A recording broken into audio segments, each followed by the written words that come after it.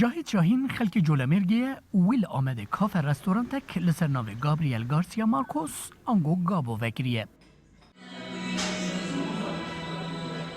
نها او به مشترین خورا مجهوله لرستوران تاوی گلک جورین خورنین هیا لتنه تشتکنینه او جی گوشت جبرکو رستوران تا گابوی رستوران تا وگانه.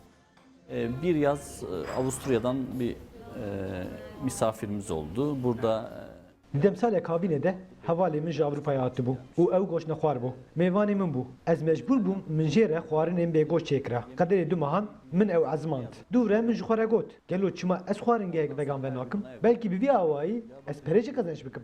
bir şehirde bunun eksikliğini de fark etmiş oldum. جاهید شاهین بخواجی ویژیتریانه و فکر رستورانه که وگان جبو جاهید لسر حزی کرنا پسیکاوی لی پیدا بیه و او بویه ویژیتریان آنگو گوشت نخوار.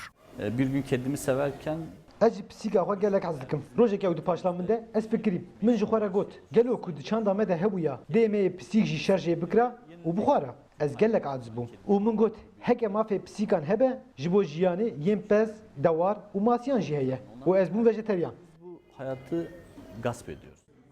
لوی کافه جبلی جاهید و مشتریین وی خبات کارجی ویژیتریانن. Siirt'te okuyordum ben. Gabon açıldığını duydum ve zaten çok şaşırdım. Evet 5 sale az goşte naxum. Demal serte xwandevan bûm. Ez bê hesiyam ku Gabon vebuye. Ez gelek heyrim. Çawala Amedê xwaringehek vegan vebû. Çend hevalê min jî wek min vejeteryan bû. Em çend car hatin ez bi xwediyê restorantê re hevnas bûm. Zanîgeh xelas bû û ez hatim li vê derê bûm xebetkar. Dönem şimdi mutfakta çalışıyorum.